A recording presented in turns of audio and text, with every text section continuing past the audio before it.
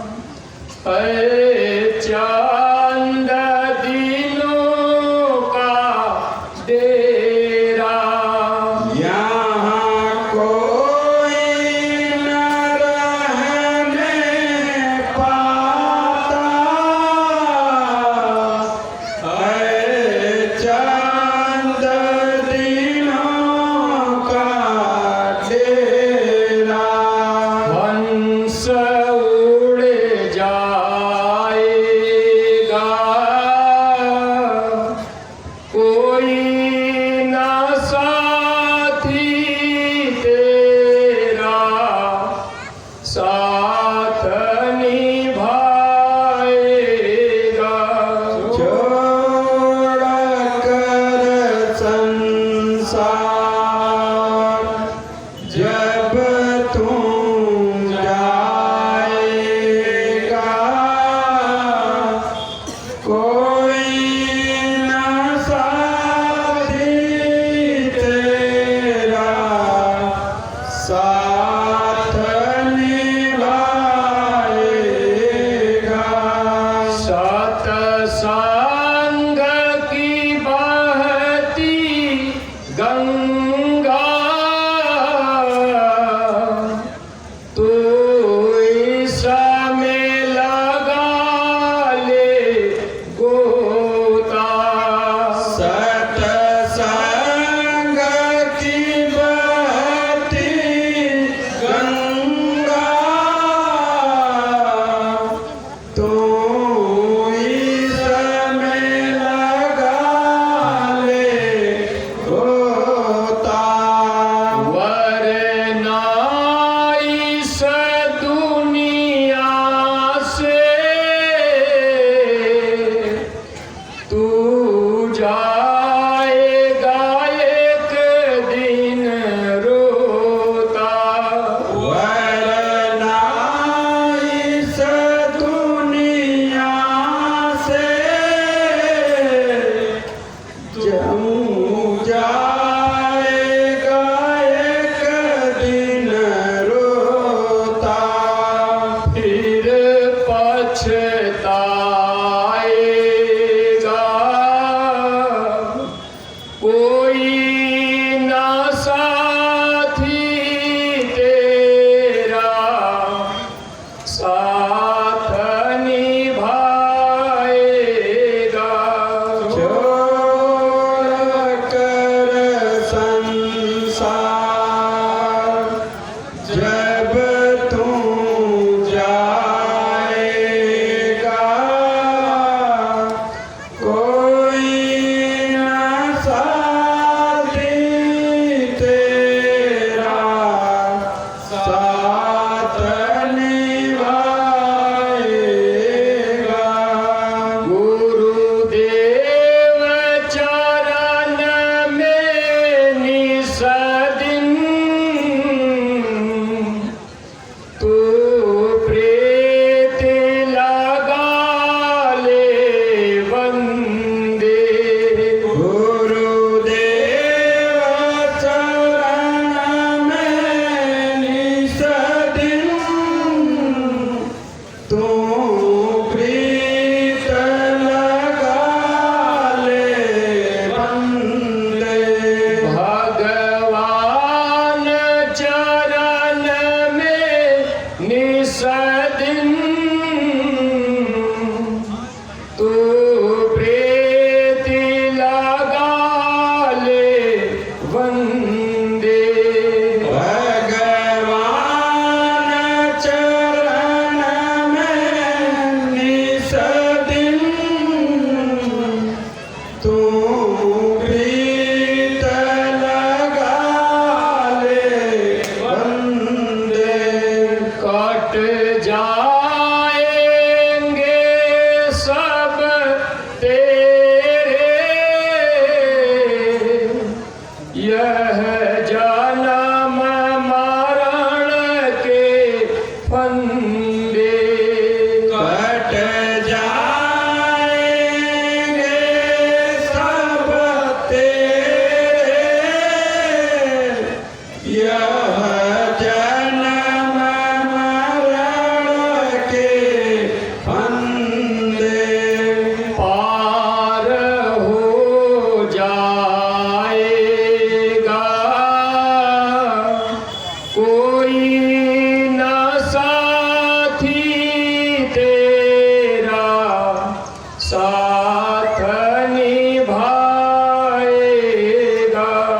छोड़ कर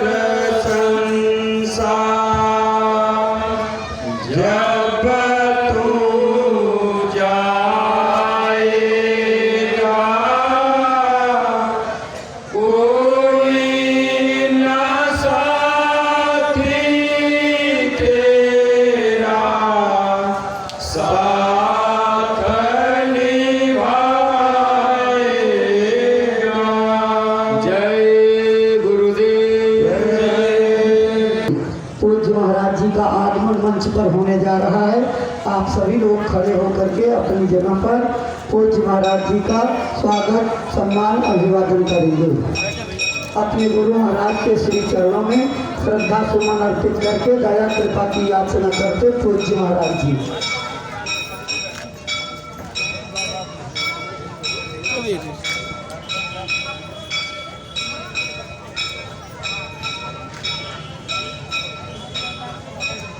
जय गुरुदेव, जय गुरुदेव। आप सभी लोगों को अपने स्थान पर बैठने का संकेत हो गया है। आप अपना स्थान लेकर के बैठ जाइए। अपने सत्संगी भाई जो लोग कुर्सियों पर बैठे हैं, आपसे प्रार्थना है कि आप पंडाल में स्थान ले लीजिए। ये कुर्सियाँ स्थानीय सम्मानित लोगों के लिए छोड़ दीजिए। और जो लोग इधर उधर खड़े हुए हैं, आप सब लोग पंडाल में आकर के बैठ जाइए।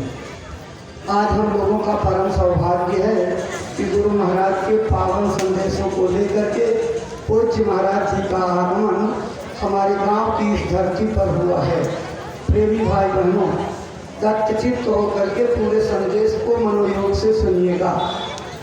पूज्य महाराज जी के श्री चरणों में आदरपूर्वक नम्र निवेदन करते हैं कि वो जब संदेश ले करके अपने मथुरा आश्रम से 26 दिनों के दौरे पर चले हैं, अपनी अमरवाणी से प्रेमी भाई बहनों को सुनाने समझाने की कृपा करें, ताकि आपकी अमरवाणी से प्रेरणा प्राप्त करके यह प्रेमी भाई बहन अपने जीवन की अनमोल सांसों का उपयोग कर सकें और अपने जीवन को सफल, सार्थक और कामयाब बना सकें।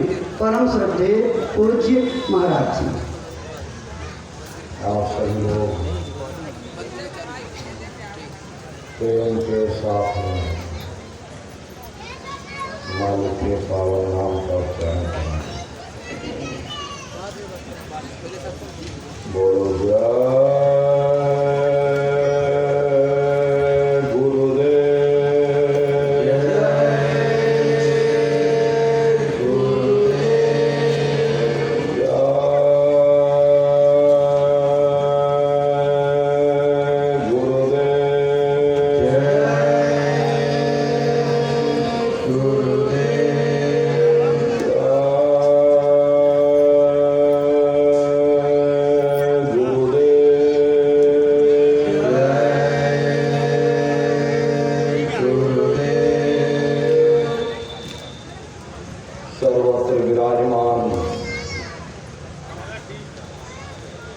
शब्द स्वरूप परम पूज्य स्वामी जी महाराज के श्री चरणों में कोटि कोटि नमन प्रणाम करते हुए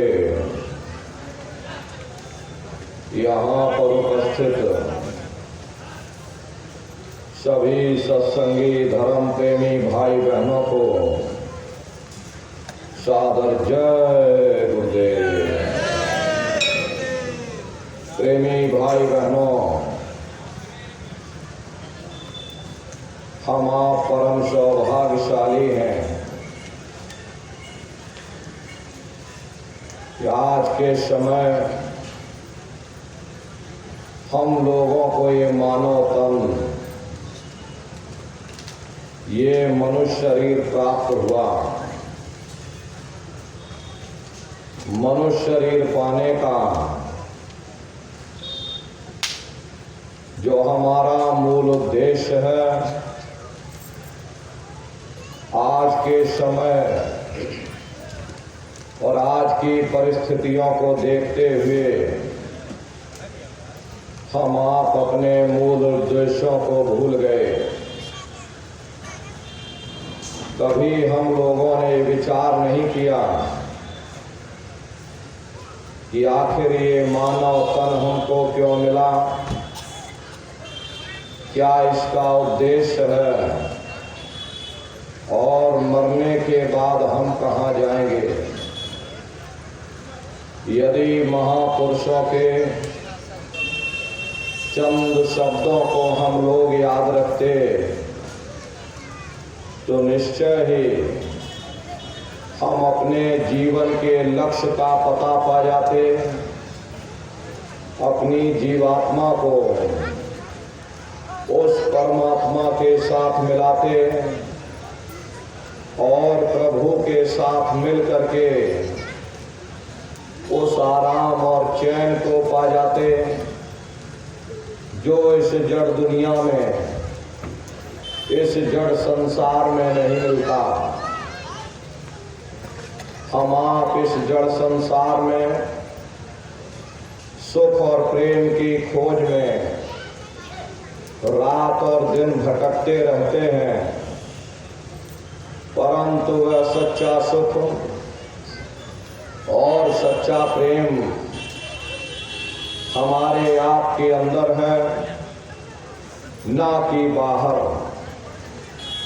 ये सूरज चांद सितारे, ये जमीन और ये आसमान,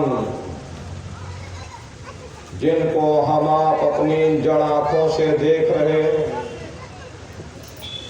यदि अंतर की दृष्टि खोल करके देखें तो ऐसे अनगिनत सूरज चांद सितारों के पास पहुंच जावे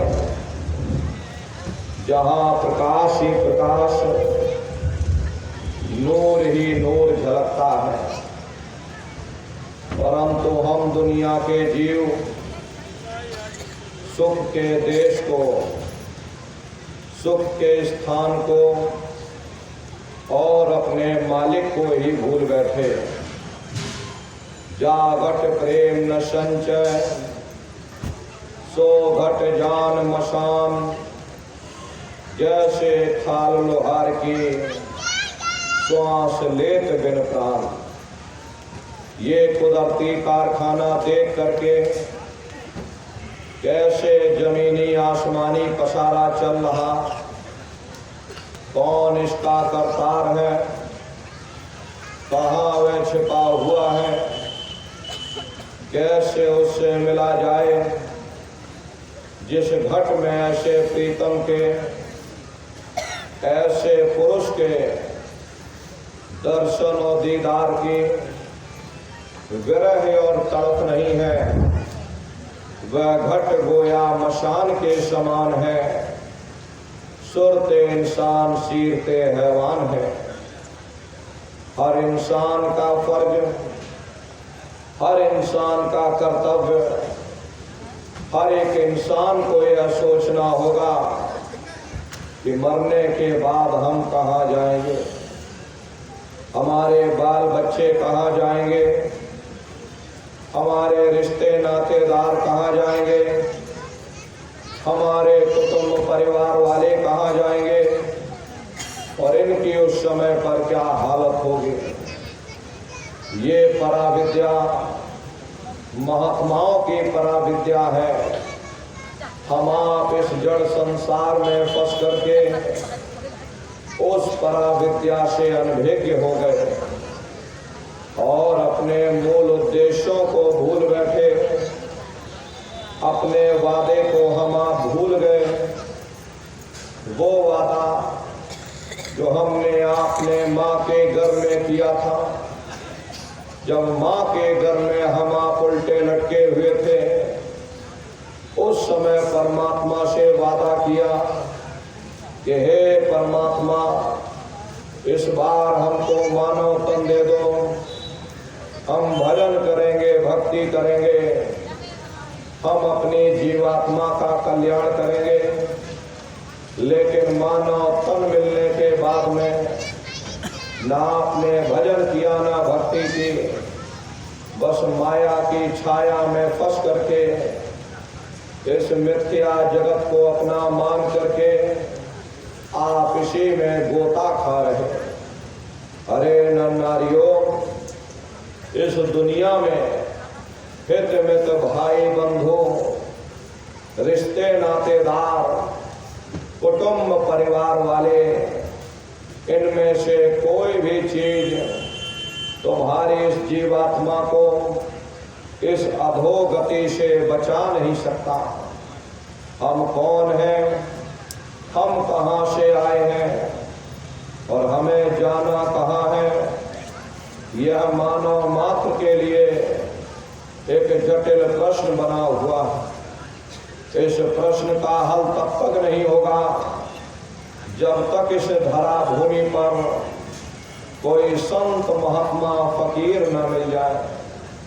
इसीलिए वह मालिक अति दया और कृपा करके संतों महात्माओं को इस धराधाम पर भेजते हैं और संत महात्मा फकीर यहाँ पर आकर के हम जीवों को समझाने का प्रयास करते हैं कि भाई हम आए वही देश से जहाँ तुम्हारो धाम तुमको घर पहुँचावना एक हमारा काम। हम उसी देश से आए हैं जिस देश के तुम रहने वाले हो, परंतु तुम अपने सच्चे देश को छोड़ करके इस झूठे काल और माया के देश में आकर फंस गए। अरे नन्नारियों, यह देश तुम्हारा देश नहीं, तुम्हारा देश सचखंड है। ये कौम तुम्हारी कौम नहीं, तुम्हारी कौम सतनाम है। और ये जीवात्मा उस सतनाम रूपी समुद्र की बूंद है। इस बूंद को समुद्र से मिलाओ, यानी जीवात्मा को उस परमात्मा से मिलाओ। इसके लिए न तुम्हें घर बार छोड़ने की जरूरत, न बाल बच्चों को छोड़ने की जरूरत, न समाज छोड़ने की जरूरत, न जात और बिरादरी बदलने की जरूरत। अरे नन्नारियों, ये जात पात के रगड़ों झगड़ों ने ही मनुष्य के ऊपर पर्दा डाल दिया, वरना महात्माओं का उपदेश इतना सरल है कि 5 वर्ष के बच्चे से लेकर के 100 वर्ष का बूढ़ा भी कर सकता। क्या स्त्री और क्या पुरुष, क्या आदमी और क्या औरत, क्या ऊंच और क्या नीच, क्या अमीर और क्या गरीब, वो नाम सबके लिए साझा है। वो हर मनुष्य के अंदर दिन और रात धनकारे दे रहा।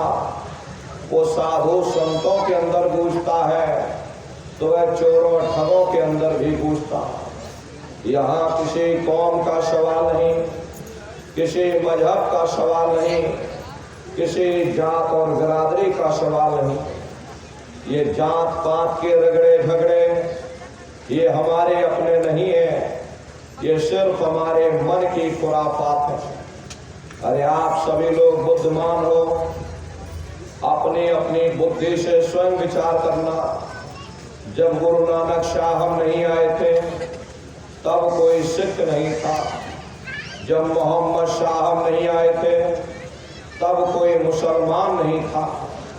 जब ईसा मसीह साहब नहीं आए थे तब कोई ईसाई नहीं था। और पीछे लौटते चले जाओ तो केवल मनुष्य ही मनुष्य रह जाते हैं। ये रगड़े झगड़े किसने पैदा किए? हमारे मन ने पैदा किए। अरे किसके लिए? केवल अपने स्वार्थ के लिए। हरे नर-नारियों, कोई भी महात्मा यहाँ पर आकर के ना कोई कौम बनाने आता है, ना कोई मजहब चलाने आते, और ना ही आप हमारे हाथों में ये डंडे और तलवारें देने के लिए आते। अरे आप तो सच्चा मार्ग, सनातन मार्ग समझाने के लिए इस धरा भूमि पर शरीर रूप में अवतरित होते हैं। ये जितने हमारे मजहब हैं, चाहे हिंदू धर्म हो, चाहे मुसलमान धर्म हो, चाहे सिख धर्म हो, ये चाहे ईसाई धर्म हो, जितने हमारे मजहब हैं, इनके जितने रीत रिवाज हैं, जितना रहन सहन का तरीका है, जितनी भी शरीयतें हैं, हमें जरूर अलग अलग नजर आती हैं, लेकिन उसके अंदर जो रूहानियत होती है वो असलियत होती है।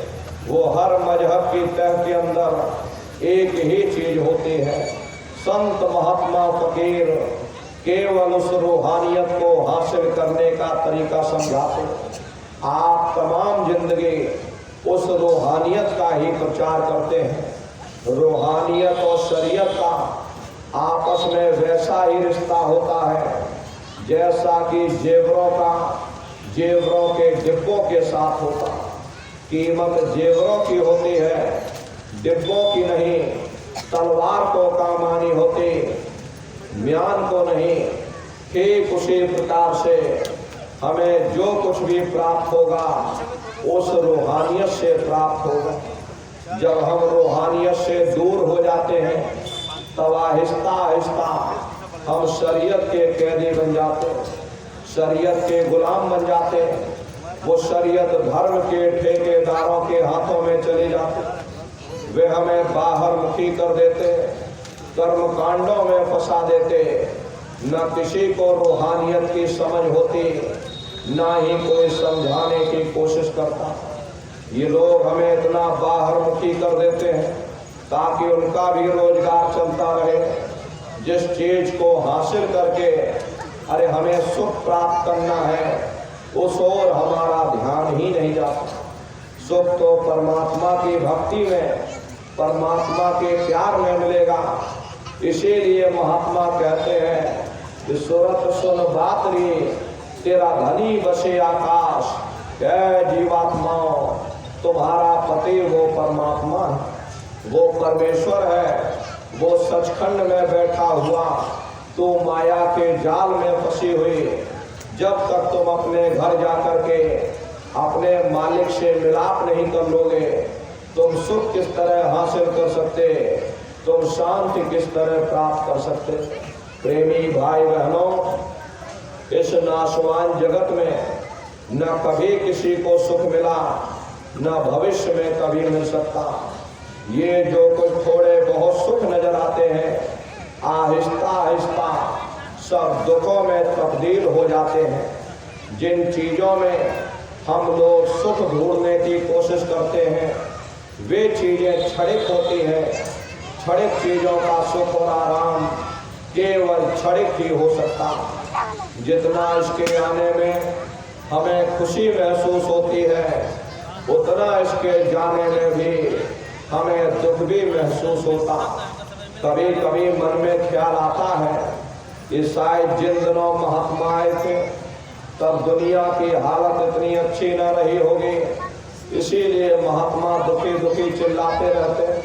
अब हमने 100 सालों के अंदर इतनी तरक्की कर ली।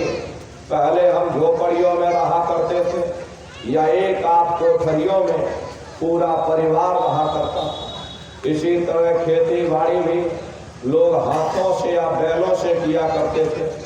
शादी ब्याह भी बिरादरी के अंदर हो जाती थी।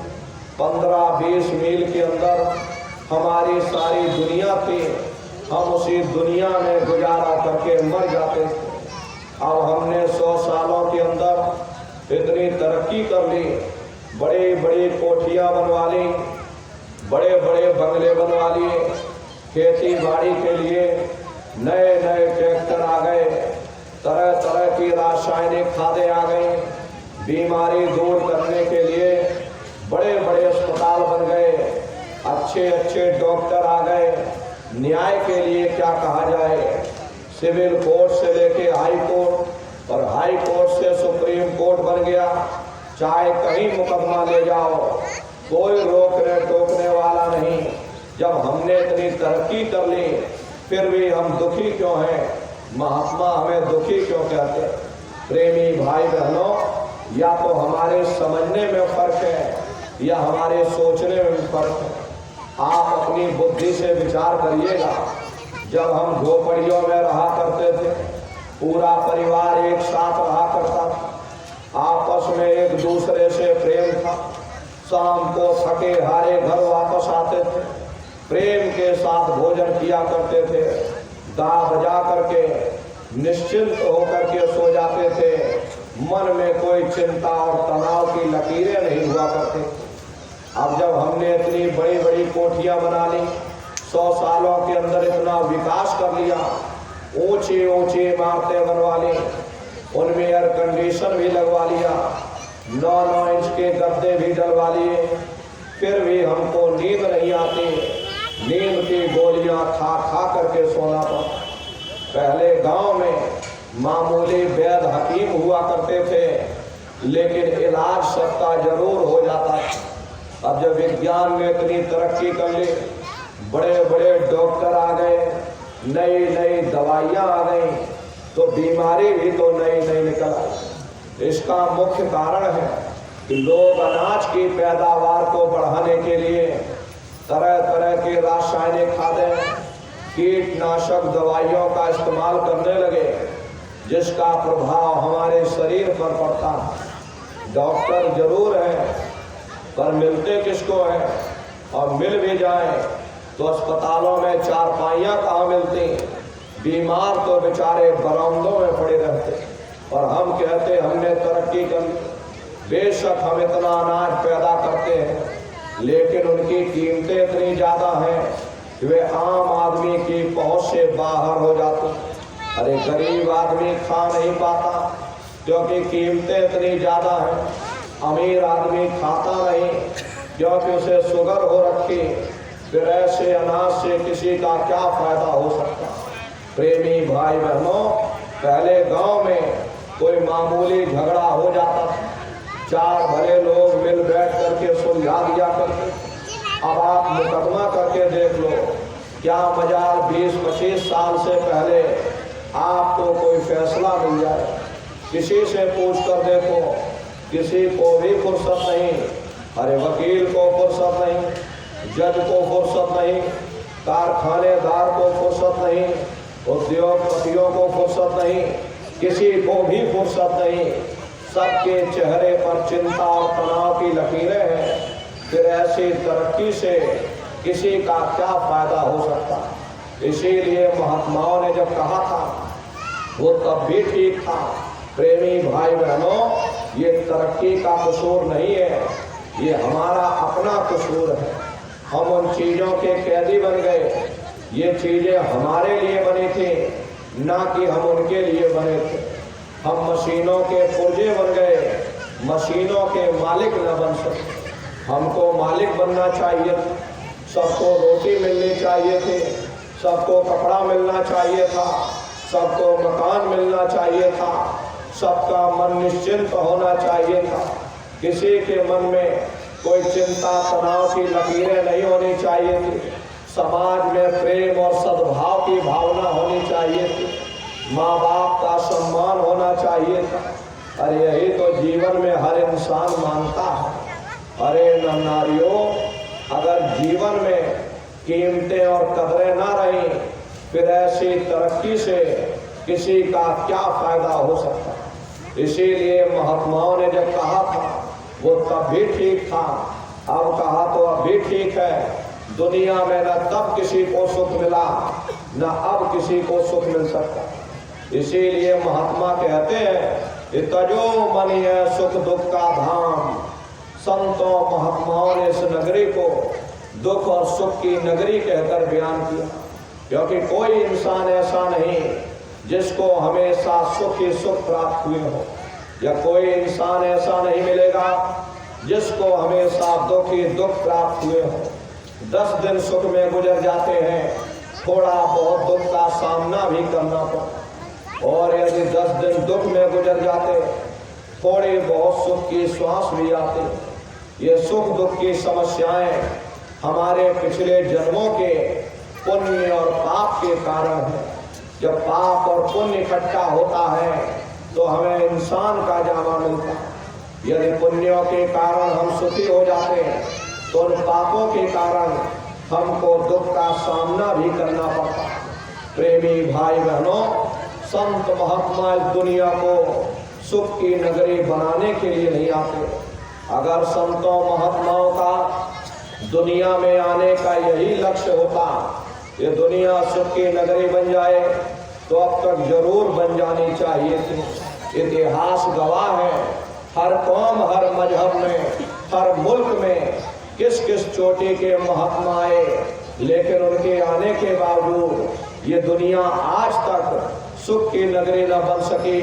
तो हम आप क्या सोच करके बैठे हैं कि इस दुनिया को सुख की नगरी बना सकेंगे? प्रेमी भाई बहनों, ये दुनिया के कांटे बांटे हम कितने भी क्यों ना इकट्ठे कर लें, कभी कामयाब नहीं हो सकते। लेकिन अगर हिम्मत करके हम अपने पाँवों में ही जूतियां पहन लें, ये दुनिया के कांटे हम पर असर नहीं कर सकते। ये सुख दुख की समस्याएं, ये सुख दुख के मसले न कभी किसी के हल हुए, न भविष्य में कभी हो सकते। लेकिन महात्मा जिंदगी गुजारने का ऐसा सुगम सरल साधन तरीका समझाते, जिस पर चल करके हमारा ख्याल इन सुख दुख की समस्याओं से परे चला जाता। महात्मा कहते हैं, लगो तुम अब चढ़कर सतनाम। अगर सुख हासिल करना चाहते हो, अगर शांति प्राप्त करना चाहते हो, तो सतनाम की खोज करो, उस मालिक की भक्ति करो।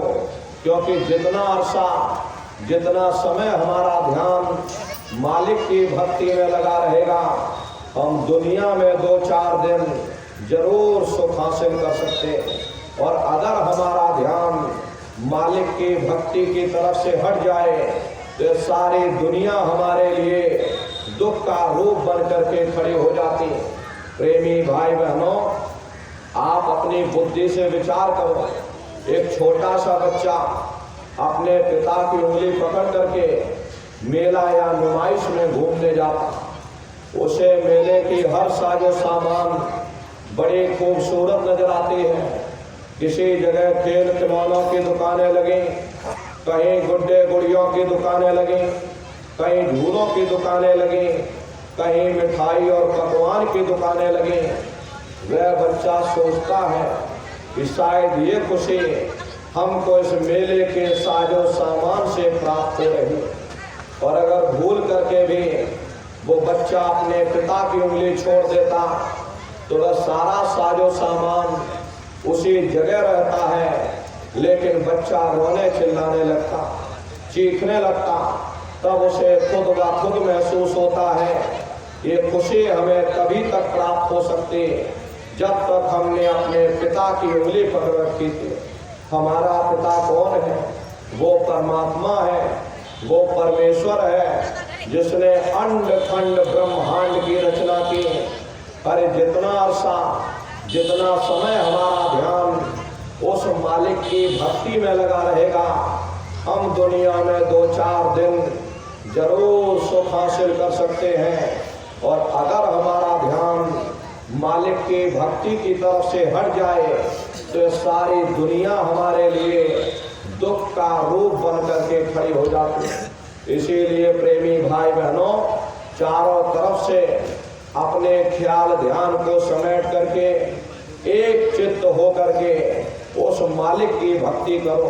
प्रेमी भाई बहनों, अगर सुख हासिल करना चाहते हो, इस दुनिया में शांति प्राप्त करना चाहते हो, तो उस परमात्मा की भक्ति करो, सुरत शब्द नाम की कमाई करो।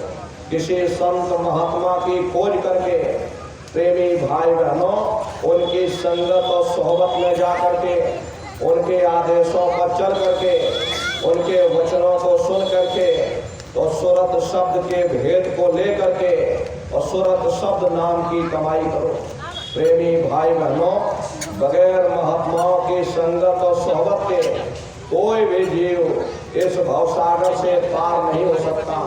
इसीलिए कबीर साहब ने लिखा है कि कबीर संगत साधु की जौ की भूसी खाए, और खीर खान भोजन मिले, साकत संग न जाए। अगर मालिक के प्यारे भक्तों की संगत में जाकर के हमें सूखे टुकड़े खाने को मिल जाएं, तो वे मनमुखों की संगत में जाकर के खीर हलवा स्वादिष्ट भोजन से कई लाख दर्जे अच्छे हैं। इसलिए प्रेमी भाई बहनों, उन महात्माओं की संगत और सोहबत करो। लेकिन हम जीवों का ऐसा दुर्भाग्य है, एक तो हम दुनिया के जीव महात्माओं की संगत और सोहबत नहीं करते, और यदि करते भी हैं तो मन में लोक लाज का भय पैदा हो जाता। हम मन में सोचने लगते कि पता नहीं महात्मा किस कौम के होंगे, पता नहीं महात्मा किस मजहब के होंगे, कौन सी जात और बिरादरी के होंगे। हम इतने बड़े आदमी, हम इतने सेठ साहूकार आदमी, हम इतने धनी मानी आदमी, अगर हम इन साधुओं के पीछे दौड़ेंगे ये दुनिया वाले क्या कहेंगे। देखो इतना बड़ा विद्वान होकर के साधुओं के पीछे दौड़ लगाता। अरे प्रेमी भाई बहनों, महात्मा कहते हैं कि अगर तुम्हारे मन में मालिक से मिलने का सच्चा प्रेम है, अगर तुम भावसागर से पार होना चाहते हो तो तुम संतों महात्माओं की संगत और सोहबत में आ जाओ, उनके शरण में आ जाओ, लोक लाज को त्याग दो। देखो हुजूर राय साहब सालिग्राम जी महाराज, आपका कोई मामूली ओहदा नहीं था। आप उन दिनों में उत्तर प्रदेश के पोस्ट मास्टर जनरल हुआ करते थे। पोस्ट मास्टर जनरल का ओहदा अपने आप में बड़ा रुतबेदार ओहदा हुआ करता, लेकिन आप अपने गुरु की सेवा में इस कदर से लीन थे कि आप आगरा में ही गुरु महाराज के घर से 2.5 किलोमीटर दूर यमुना नदी से पानी की गगरी भर करके अपने गुरु महाराज के स्नान के लिए लाया करते थे। जिस बाजार से आप होकर के गुजरते थे वो बाजार आपकी बिरादरी वालों का था। अब बिरादरी वालों ने ताने मारने शुरू कर दिए, तो देखो इतना बड़ा अफसर होकर के इसकी मति को क्या हो गया, वो देश की बोरा गई, ये साधुओं के पीछे दौड़ लगाता है। जब आपको इस बात का पता चला तो आपने अपने पैरों में घुंघरू बांध लिए ताकि जिसको ना पता चला हो उसको भी पता चल जाए। इसको कहते हैं सच्चा प्रेम। हर जिसके हृदय में प्रेम का चिराग जल जाता वे दुनिया के तानों बानों का लोक लाज की परवाह नहीं करते। देखिए राजा गोपीचंद को, जिस वक्त राजा गोपीचंद अपना राजकाज छोड़ करके और गुरुजी के चरणों में पहुंचे, गुरुजी ने देखा ये राजा है, इसके अंदर लोक लाज भरा होगा, चलो पहले इसका लोक लाज ही निकाला जाए। तो गुरुजी ने आदेश कर दिया, जाओ राजन, तुम अपने ही राज में भिक्षा मांग करके आओ। अब जिस राजा ने अपने राज में राज किया हो उस राज से भिक्षा मांगना, अपनी ही प्रजा से भीख मांगना, ये बहुत बड़ी बात होती है। लेकिन गुरु के आदेश पर देखो राजा गोपीचंद अपने राज में भिक्षा मांगने गए। गुरुजी ने देखा, प्रेमी भाई बहनों, जब राजा गोपीचंद भिक्षा मांगने गए और जब प्रजा ने देखा मेरा राजा भिक्षा मांग रहा, यथासंभव जो हुआ उन्होंने अपने राजा को दान कर दिया। जब राजा अपने महल की तरफ बढ़ा और जब रानियों ने देखा मेरा राजा ही भिक्षा मांग रहा, हम हीरे जवाहरात पहनकर क्या करेंगे, उन्होंने अपने हीरे जवाहरात उतार कर राजा को दान कर दिया। और जब राजा माँ के दरवाजे पर पहुंचा, माँ से कहा माँ भिक्षा दे दे। माँ ने कहा तू मेरा बेटा है लेकिन तू साधु हो गया, अगर मैं तुझे सोना चांदी हीरे जवाहरात दूंगी ये तेरे काम ना आएंगे, बेहतर होगा मैं वो चीज दूं जो तेरे काम में आए। राजा बोला हे माते, तू जो चाहे मुझे दान कर दे। माँ ने कहा बेटा मेरी 3 बातों का हमेशा ध्यान रखना। पहली बात यह है कि किसी मजबूत किले या महल में रहना। दूसरी बात यह है नरम नरम बिस्तर पर सोना। और तीसरी बात यह है अच्छे अच्छे भोजन पकवान खाना। राजा हैरान हो गया, माँ से बोला हे माता, मुझे जंगलों में रहना है, मेरे पास मजबूत किला कहाँ, मुझे जंगलों में ही सोना है, मेरे पास नरम नरम बिस्तर कहाँ, मुझे वहाँ रूखा सूखा मिलेगा, मेरे पास अच्छे भोजन पकवान कहाँ।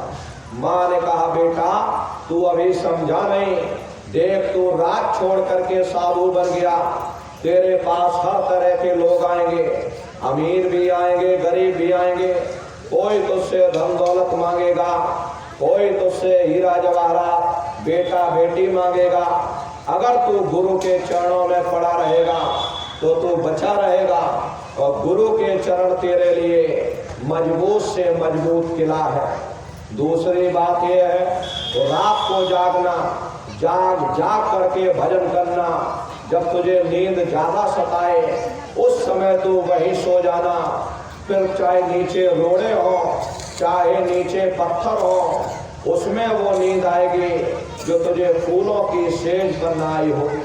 और तीसरी बात ये है, जब भूखे रहना, जब भूखे रहोगे आलस कम आएगा, वजन ज्यादा बनेगा।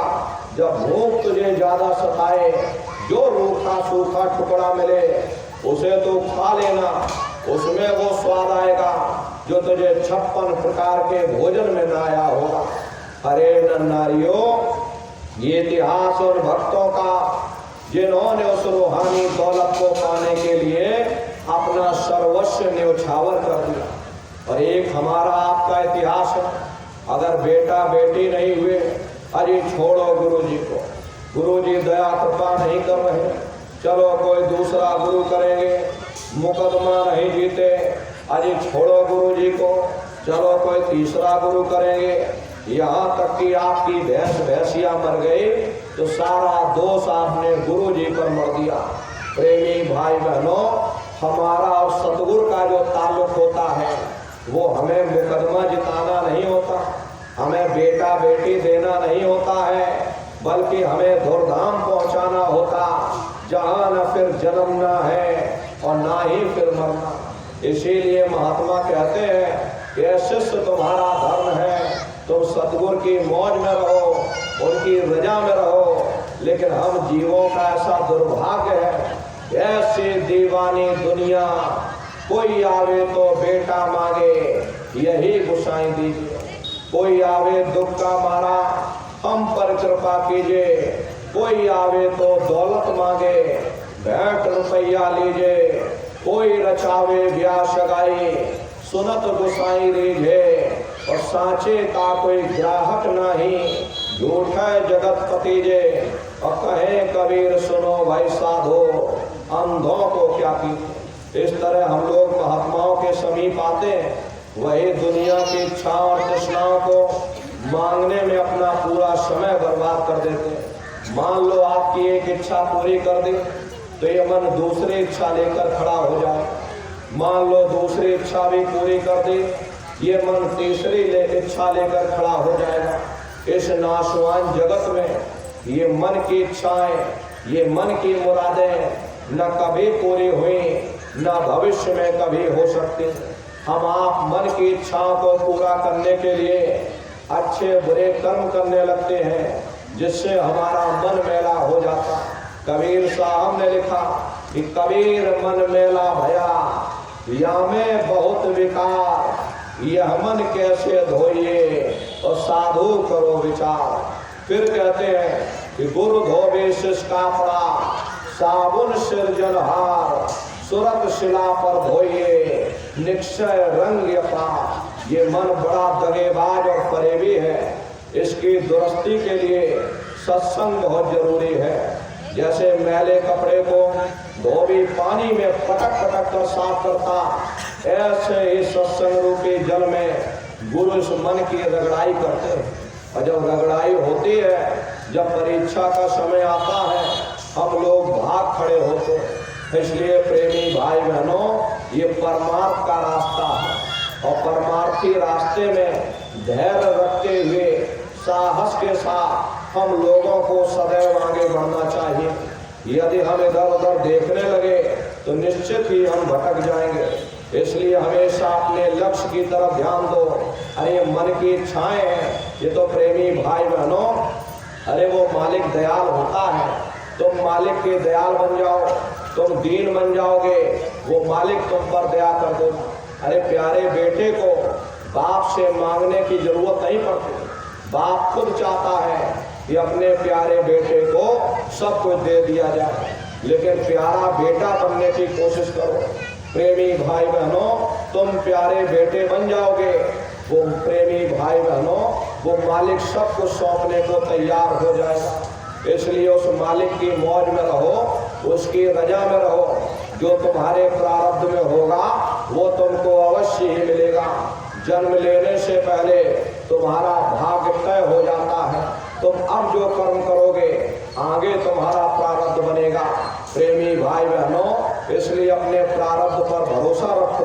जो तुम्हारे भाग्य में होगा वो तुमको अवश्य ही मिलेगा। लेकिन प्रेमी भाई बहनों, तुमको ये मानव तन मिल गया है, इस मनुष्य शरीर में बैठ करके कुछ वो धन कमा लो जो अंत समय में तुम्हारे काम आवे। ये दुनिया का धन तो यही छूट जाएगा, कुछ साथ में जाने वाला नहीं है।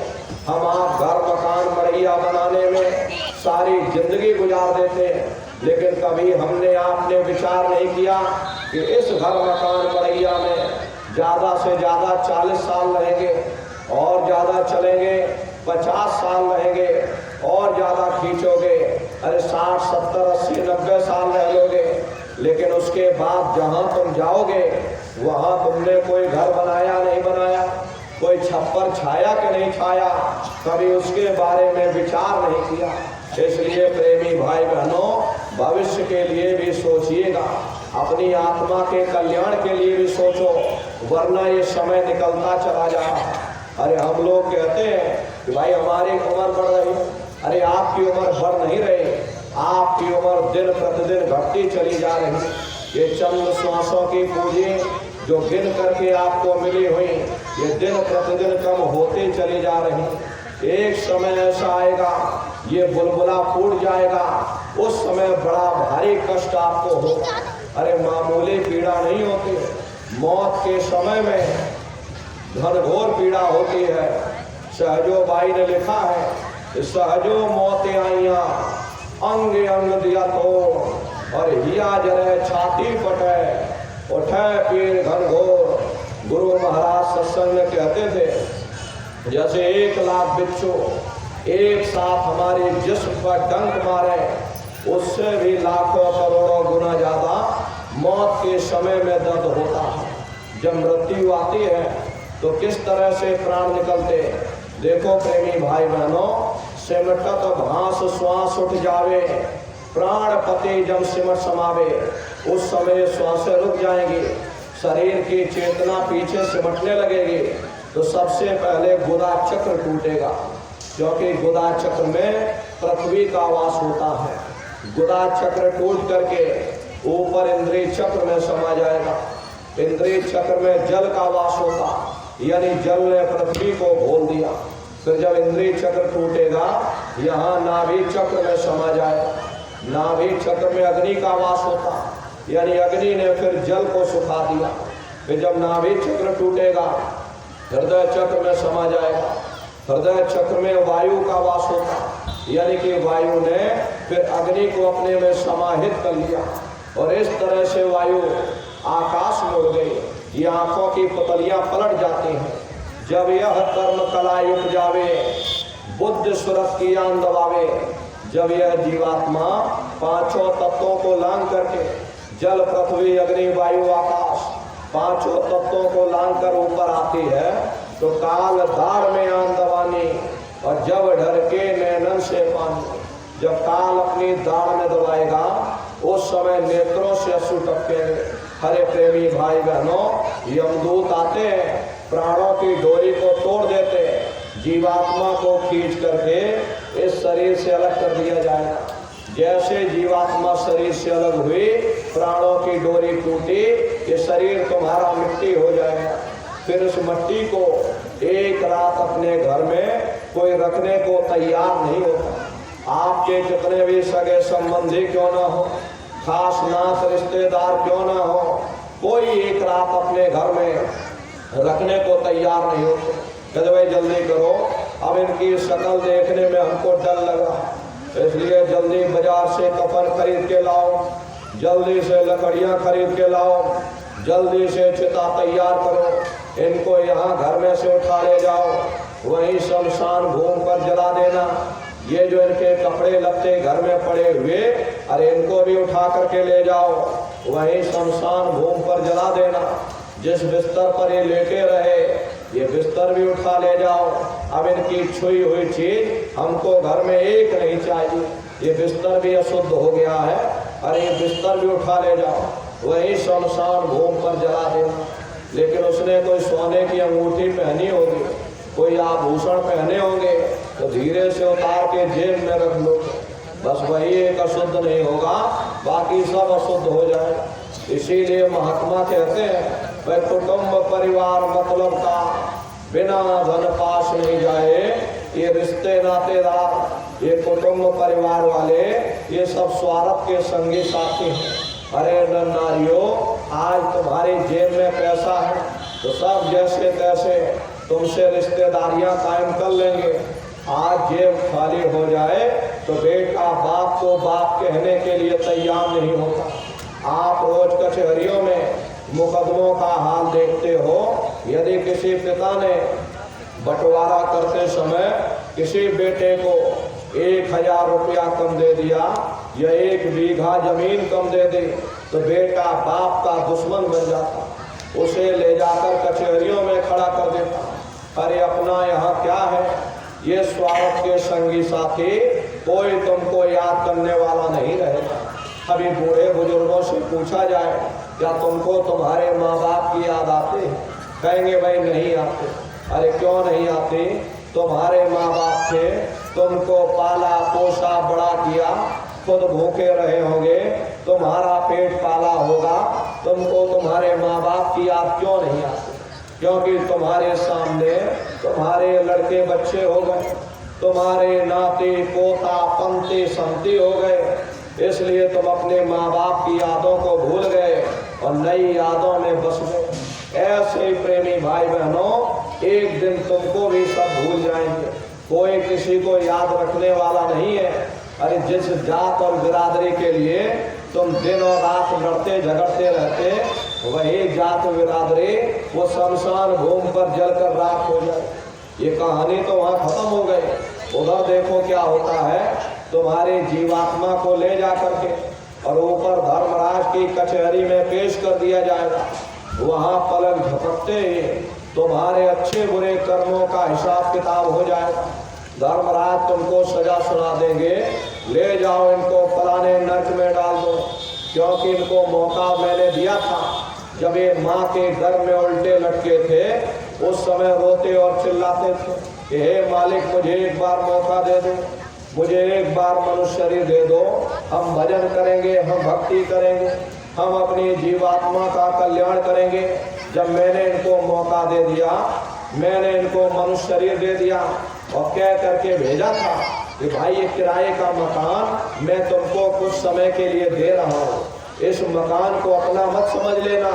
अगर ये तुम्हारा होता तो हमेशा तुम्हारे पास रहता। ये तुम्हारा अपना शरीर नहीं है, ये किराए का मकान है। मैंने कह करके भेजा कि भाई मैं तुमको ये किराए का मकान कुछ समय के लिए दे रहा हूँ, तुम अपनी जीवात्मा को मेरे किराए के मकान में बैठा करके उस मालिक की भक्ति करके अपनी जीवात्मा को जगाकर अपने घर वापस पहुंचा दो। मैंने कुछ समय के लिए ये किराए का मकान तुमको दिया है, जब समय पूरा होगा मेरे सिपाही आएंगे, उस समय पर तुम मेरे किराए के मकान को मुझको वापस लौटा देना। लेकिन जैसा साफ सुथरा मैंने तुमको एक किराए का मकान दिया है, वैसा साफ सुथरा तुम मुझको वापस लौटा देना। लेकिन प्रेमी भाई बहनों, इस किराए के मकान पे बैठ करके इन्होंने अच्छे बुरे कर्म कर डाले, कर्मों के भंडार इसमें भर दिए, किराए के मकान को गंदा कर दिया। इसलिए वो सजा सुना देगा कि भाई इन्होंने मेरे मकान को गंदा कर दिया। मैंने तो इनको साफ सुथरा ये शरीर दिया था, लेकिन इस शरीर में बैठ करके इन्होंने इतने कर्म कर डाले हैं तो मेरे मकान को इन्होंने गंदा कर दिया। इसलिए कर्मों की सजा तो इनको मिलेगी। ले जाओ इनको फलाने नर्क में डाल दो। अरे महात्मा कभी झूठ नहीं बोलते। महात्माओं ने जब साधना किया, साधना करके जब ऊपर गए और ऊपर जा करके जब उन्होंने नरकों का हाल देखा तो हमारी आपकी जानकारी के लिए उन्होंने उन किताबों में लिख दिया, भाई लोह के खम्भ तपत के माही और जहाँ जीव को ले चिपकाई, वहाँ लोहे के खंभे अग्नि से धड़क धड़क कर लाल हो रहे हैं। ऐसे खोटे जीवों को उन खंभों में चिपकाया जाता है। जीव हाय हाय करके तड़पता है, तड़प तड़प जीव जुलम बुखारी और तपत खम्भ दुख उपजे भारी। असहनी वेदना होती, असहनी दुख दर्द होता, जीव वहाँ रोता चिल्लाता रहता। वहां कोई तुम्हारी पुकार सुनने वाला नहीं, कोई तुम्हारी दर्द भरी आवाज को सुनने वाला नहीं। अरे नर नारियों, ये दुर्दशा क्यों हो गई? क्योंकि हम लोग मनमुखी हो गए, मन के कहे पर चलने लगे, मन के कहे पर चल करके अच्छे बुरे कर्म करने लगे। कर्मों का जखीरा अंबार के अंबार हमने अपने सिर पर लाद लिए, आज उन्हीं कर्मों का भोग पा रहे। अरे महात्मा कहते हैं कि भाई नर के अनेक और हैं, कहाँ लग कहो बखान। भाई एक नर्क नहीं, ऐसे वहां अनेकों अनेक नर्क बने, अलग अलग खोटे पाप कर्मों के वहां पर अलग अलग नर्क बने। ये जीव अपने कर्म के अनुसार नरकों की यातनाएं भोगता रहता, और नरकों की यातनाएं भोगने के बाद में इसी जीवात्मा को अरे सीधे मनुष्य शरीर नहीं दिया जाएगा, बल्कि इसे 4 खान 84 लाख योनियों में डाला जाएगा। ये 4 खान 84 लाख योनियां ये कोई मामूली योनियां नहीं होती। 4 खान का मतलब होता है अंडज पिंडज उपमज स्थावर। ये 4 खाने हैं। पहली श्रेणी पेड़ पौधों की होती है जिनके अंदर पानी का तत्व मौजूद होता। कभी ये भी मनुष्य हुआ करते थे, लेकिन आज अपने कर्मों का भोग पा रहे। दूसरी श्रेणी कीड़े मकोड़ों की होती, जिनके अंदर पृथ्वी और अग्नि का तत्व मौजूद होता। तीसरी श्रेणी पंछियों की होती है, और चौथी चौपाई जानवरों की होती, और 5वीं स्वयं इंसान की आती है, जिसके अंदर 5 तत्व जल पृथ्वी अग्नि वायु आकाश 5 तत्व मौजूद होते हैं। प्रेमी भाई बहनों, ये 4 खाने इनकी अलग अलग कुल 84 लाख योनियां इनमें बटी हुई है। अब आप पेड़ पौधों को देखो, ये नीम का पेड़ अलग है, महुए का पेड़ अलग है, आम का पेड़ अलग है। ऐसे ही अलग अलग प्रजातियों के कीड़े मकोड़े, अलग अलग प्रजातियों के पशु पंछी, कुल मिलाकर 84 लाख योनियां हैं। हम दुनिया के जीव नरकों की यातनाएं भोगने के बाद फिर लाखों लाख वर्षों तक इन प्रेमी भाई बहनों 84 लाख योनियों में भटका खाते हैं। मामूली कष्ट नहीं होता, अरे 84 लाख योनियों में असहनीय कष्ट होता है। अरे हम लोग गर्मी आ गई, सर्दी आ गई, कंबल ओढ़ लिए, रजाई ओढ़ लिए, और बरसात आ गई, घर में छुप गए। अरे उन बेचारे जानवरों को देखो, सर्दी लगती, बरसात होती, भीगते रहते, ठंड में ठिठुरते रहते। उन बैलों को देखो, बीमार हो रहे, मुंह से पसूकर निकल रहा, लेकिन टनों बोझा उस पर लाद दिया जाता, सोटा मार मार के चलाते रहते। क्या कष्ट नहीं होता? अरे प्रेमी भाई बहनों, बहुत कष्ट होता है, वो भी रोते और चिल्लाते। इन कुत्तों को देखो, एक एक रोटी के निवाले के लिए ये दर बदर भटक रहे हैं। अरे प्रेमी भाई बहनों, हम लोग भी ये 84 लाख योनियां, हम भी इन कष्टों को भोग करके आए हैं। लेकिन प्रेमी भाई बहनों, जब हम लोगों को मनुष्य शरीर मिलता है तो माया का एक महीन पर्दा, भूल भुलैया का पर्दा हमारे ऊपर डाल दिया जाता, जिससे कि पिछले जन्मों के सभी कष्टों को हम आप भूल जाते हैं। अगर वो पर्दा हटा दिया जाए तो यही मनुष्य सारी जिंदगी ये कान में उंगली डाले बैठा रहेगा, भजन करता हुआ रहेगा, भक्ति करता रहेगा, लेकिन ऐसा माया का भूल भरम, ऐसा पर्दा डाल दिया, आप अपने पिछले जन्मों के कष्टों को भूल गए और फिर बुरे खोटे कर्म करने लगे।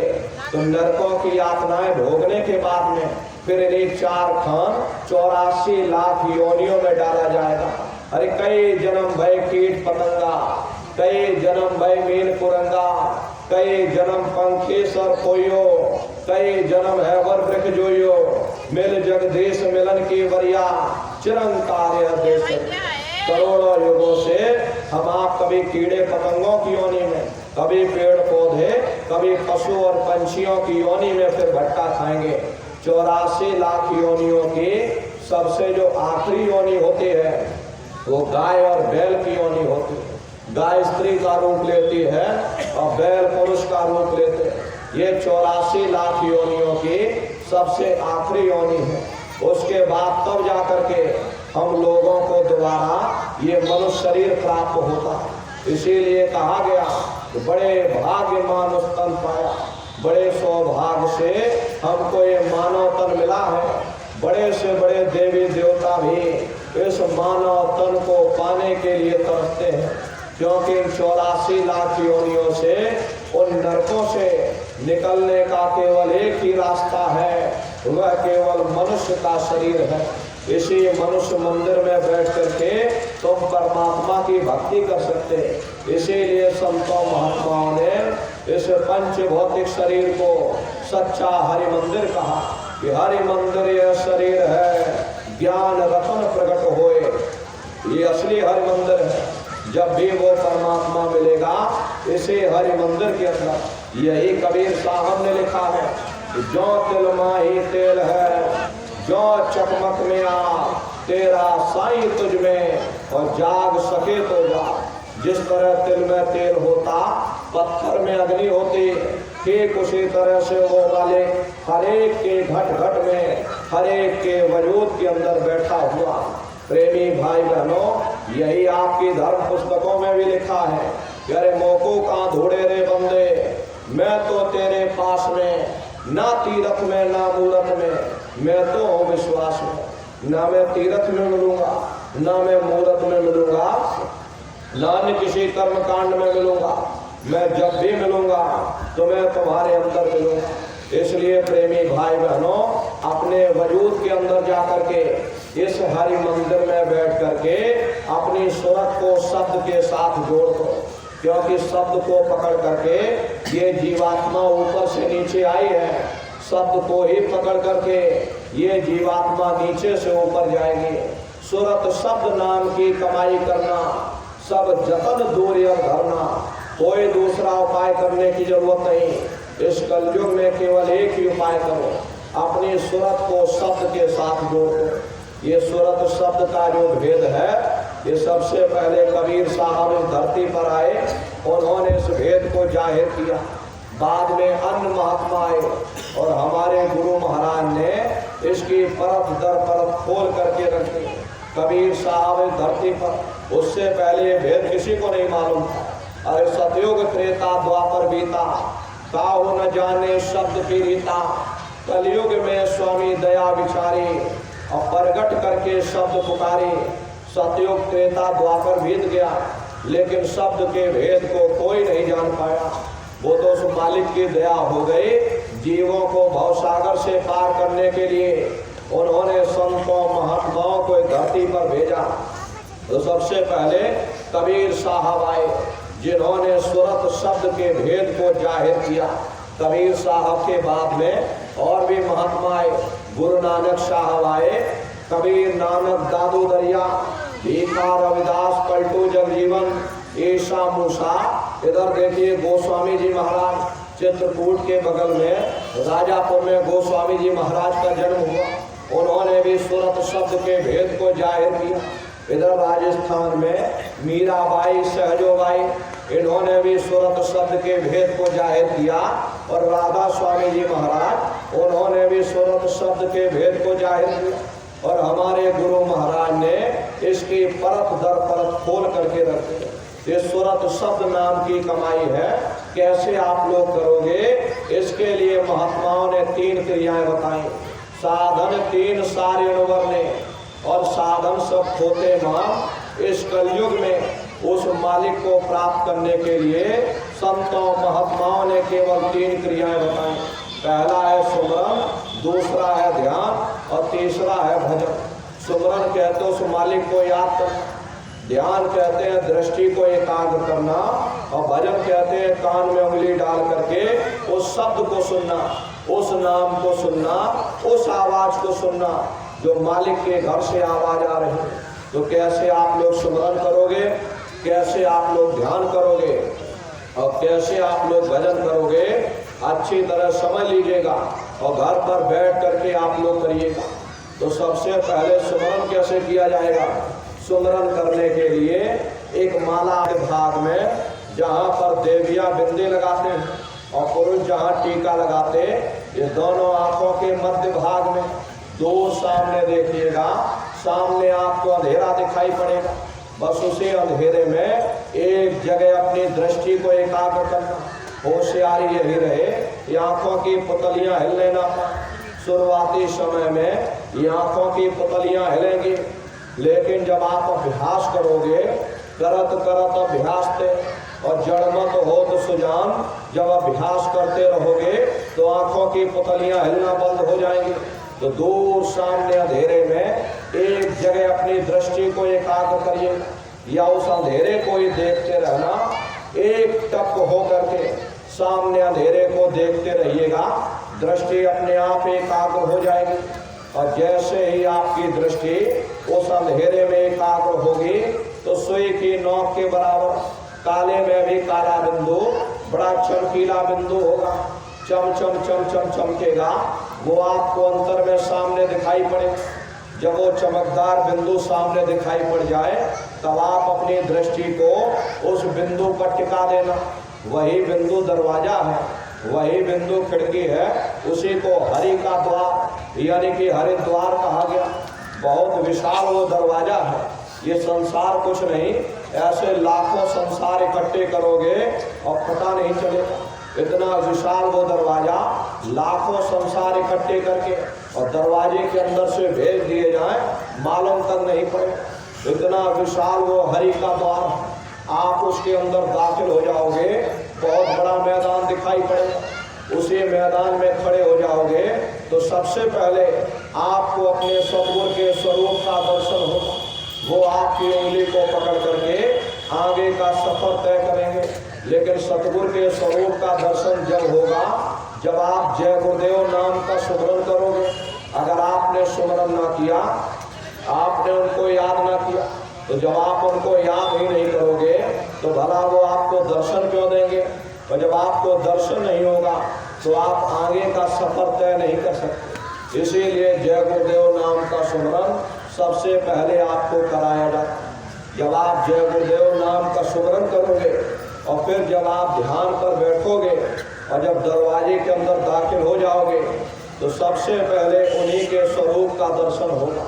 वो आपकी उंगली को पकड़ करके आगे का सफर तय करेंगे। तो ये है ध्यान करने का तरीका। और तीसरा है भजन। भजन कहते हो शब्द को सुनना, उस नाम को सुनना, उस आवाज को सुनना जो मालिक के घर से आवाज आ रही है। तो कैसे आप लोग भजन करोगे, अच्छी तरह समझ लो। ये आँख और कान को बंद कर देना, दोनों उंगली कानों में डालकर ये कानों को बंद कर दीजिए। कान इसीलिए बंद किए जाते हैं ताकि बाहर की कोई आवाज हमको सुनाई न पड़े। अपनी सुविधा के अनुसार बैठिएगा। कुर्सी पर चाहे कुर्सी पर बैठ जाओ, सोफे पर चाहे सोफे पर बैठ जाइए, या कोई कड़ा तकिया इस तरह से रख लेना। दोनों कोहनी यहाँ रख करके दोनों उंगली कानों में डालकर कानों को बंद कर देना। बहुत सी हमारी माताएं बहनें बूढ़े बुजुर्ग आपके घुटनों में दर्द होता है, ये रीढ़ की हड्डी में दर्द होता, आप बैठ करके भजन नहीं कर पाते तो आप लेट करके भजन करिएगा। ऐसे सीधे लेट जाओ, लेटे लेटे आंख और कान को बंद कर लो। मतलब तो आंख और कान को बंद करना है, चाहे लेट कर करो चाहे बैठ कर करो। यही कहा गया, आंख कान मुख बंद कराओ, अनहद झिंगा शब्द सुनाओ। यानी पहले अपने आंख को बंद करो, फिर अपने मुख को बंद करो। दोनों उंगली कानों में डाल करके ये कानों को बंद कर लो। जब आप कानों को बंद कर लोगे, ऊंचा ध्यान दे करके सुनिएगा तो सीटी जैसी आवाज सुनाई पड़ेगी। करना आपको कुछ नहीं है, वो सीटी जैसी आवाज इस तरह से सुनाई पड़ेगी। शाम को अपने अपने घरों में बैठिएगा, ये कानों को बंद करके ध्यान दे करके सुनिएगा तो सीटी जैसी आवाज सुनाई पड़ेगी। आप उसको सुनते रहना, सुनते सुनते उसी में लीन हो जाओ। जब आप उसमें लीन हो जाओगे तो कुछ समय बाद में आपको ऐसा मालूम होगा कि कहीं बड़ी दूर से एक महीन आवाज, घंटे और शंख की आवाज हमारे कानों में गूंज रही। जैसे मंदिरों में घंटियां बजती हैं, टन टन टन टन, इस तरह से घंटे और शंख की आवाज सुनाई पड़ेगी। अरे उसी घंटे शंख की आवाज को महात्माओं ने शब्द कहा। आपकी धर्म पुस्तकों में लिखा है कि पोते पढ़ पढ़ जग मुआ और पंडित भयान कोई, और 2.5 अक्षर प्रेम का पढ़े सो पंडित होए। दुनिया वाले कहते हैं कि 2.5 अक्षर का मतलब प्रेम है। अरे प्रेम नहीं है, प्रेम में तो मात्रा लगी हुई। यहाँ पर जिस ढाई अक्षर का वर्णन किया वो है शब्द सादा बावरदा। उसी शब्द को महात्माओं ने नाम कहा। कलयुग केवल नाम आधारा, सुमेर सुमेर नर त्रैपा। कलयुग में केवल नाम का आधार है, वो नाम तुम्हारे अंदर गूंज रहा। उसी घंटे शंख की आवाज को महात्माओं ने शब्द या नाम कहा। उसी को मुसलमान फकीरों ने कलमा कहा। उसी को गुरु नानक साहब ने धुन की वाणी अनहद वाणी कहकर याद किया। चीन में जो महात्मा हुए उन्होंने इसको ताओ कहकर याद किया। ईसा मसीह साहब ने वर्ड या लागस कहकर याद किया। हिंदू महात्माओं ने देववाणी आकाशवाणी कहकर याद किया। उन अलग अलग महात्माओं ने अपनी अपनी भाषा में हम लोगों को समझाने की कोशिश की। भाई वो घंटे शंख की आवाज तुम्हारे अंदर गूंज रही, वो तुमको सुनाई पड़ेगी। लेकिन शुरुआती समय में ऐसा मालूम होगा कि कहीं बड़े दूर पर घंटियां बज रही, लेकिन प्रेमी भाई बहनों सुनाई हरेक को पड़ेगी।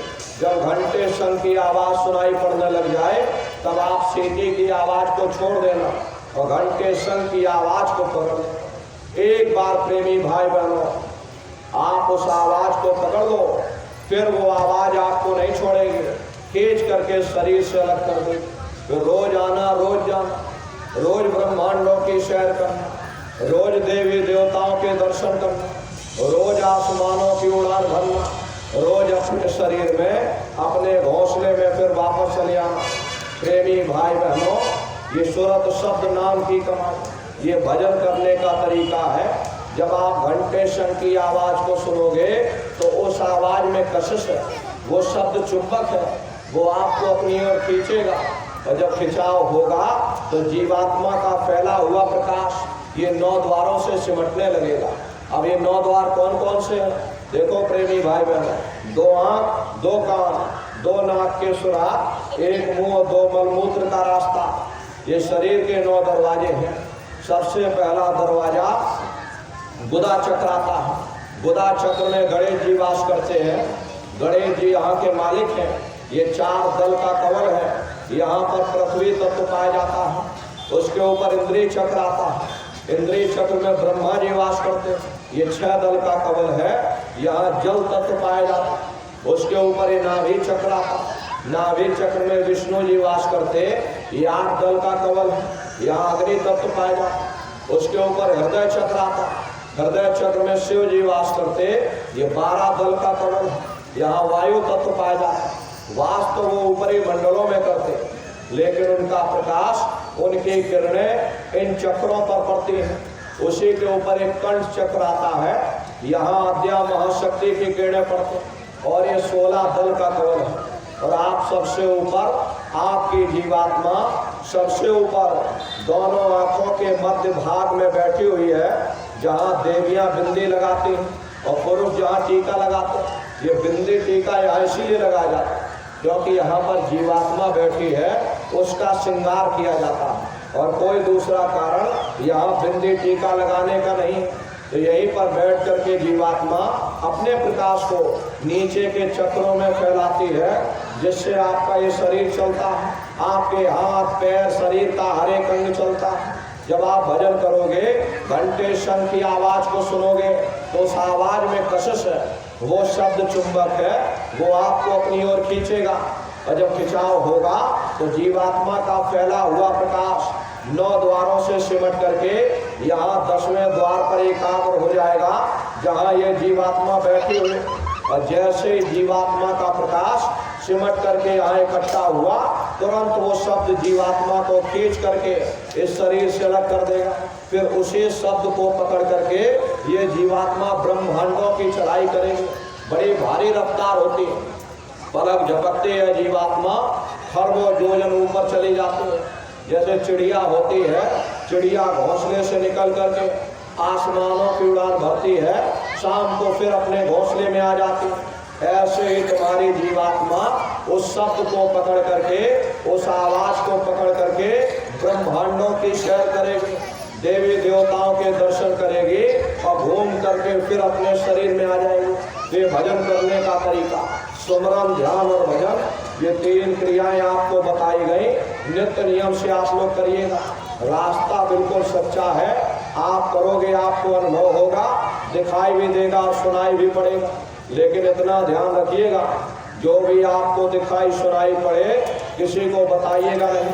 बहुत से प्रेमी भाई बहन गलती कर देते और खुशी के मारे दूसरों को बता देते।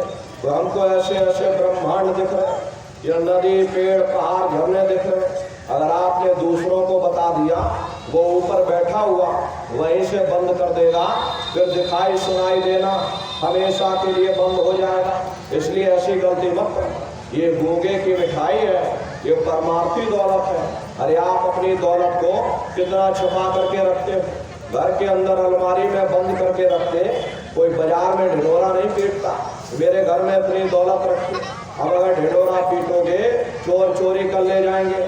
ऐसे वो परमार्थी दौलत है, जितना उसको छुपा करके रखोगे उतना प्रेमी भाई बहनों रास्ता खुलता चला जाएगा।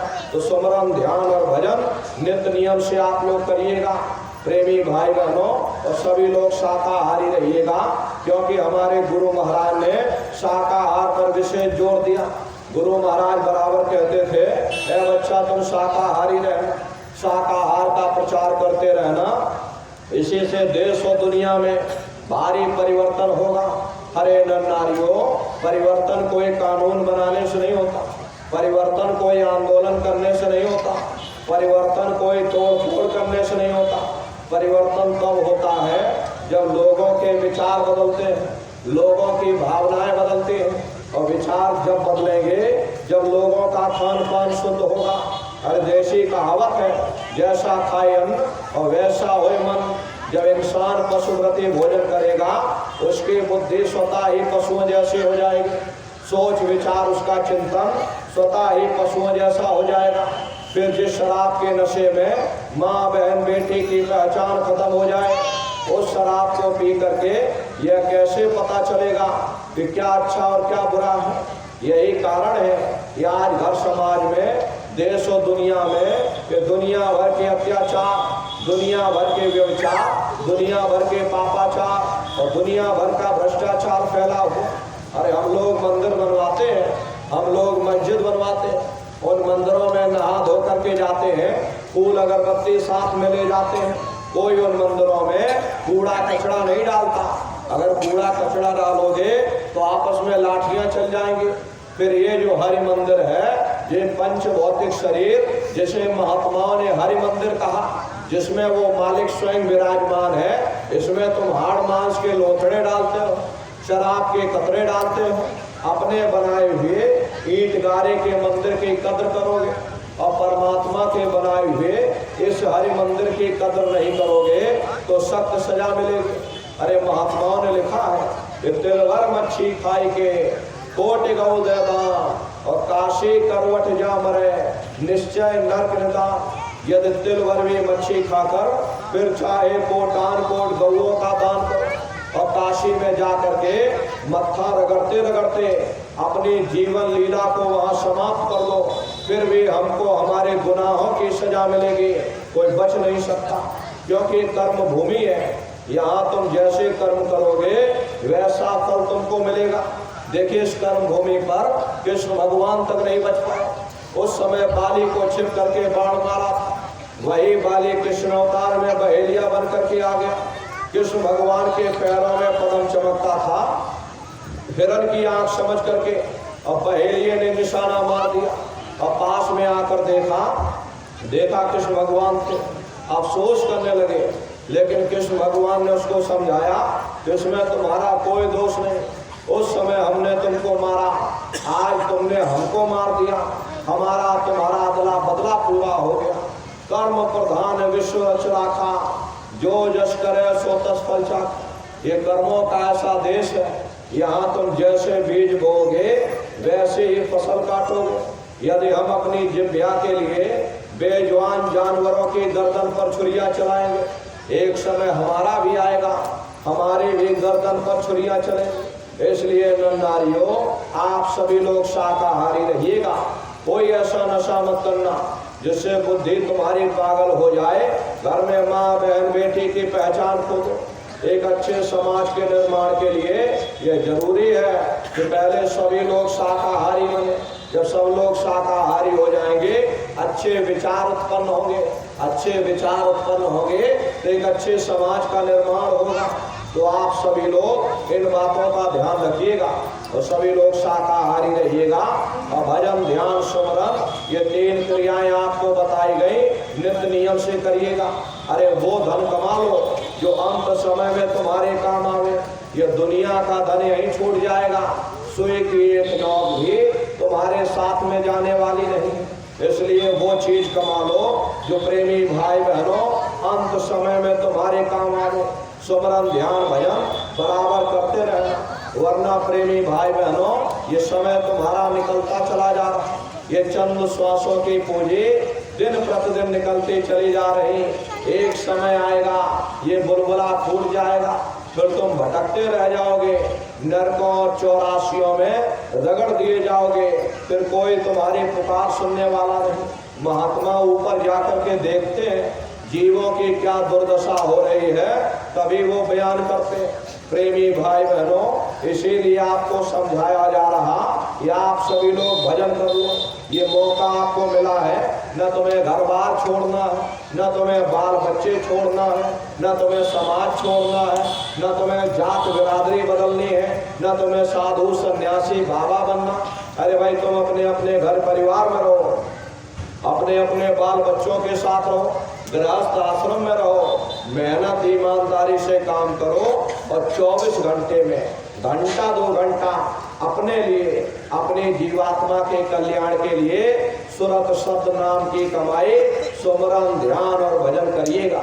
इसी के साथ अब हम अपनी वाणी को विराम देते हैं। यदि कोई गलती, कोई भूल चूक हमसे कहने सुनने में हमसे हुई हो तो प्रेमी भाई बहनों आप सभी लोग हमको छोटा समझकर माफ करिएगा। हमें उम्मीद है कि आप सभी लोग सुमरन, ध्यान, भजन बराबर करेंगे और सब लोग शाकाहारी रहेंगे। और देखो प्रेमी भाई बहनों, ये 11 दिसंबर से 15 दिसंबर तक हमारे गुरु महाराज के गुरु महाराज यानी पूज्य दादा गुरु महाराज का ये पावन पुनीत भंडारे का कार्यक्रम मथुरा आश्रम पर मनाया जाएगा। तो आप सभी प्रेमी भाई बहन इस भंडारे के अवसर पर सपरिवार सादर आमंत्रित है। आप सभी लोग अवश्य ही पधारिएगा। अच्छा बोलो जय गुरुदेव।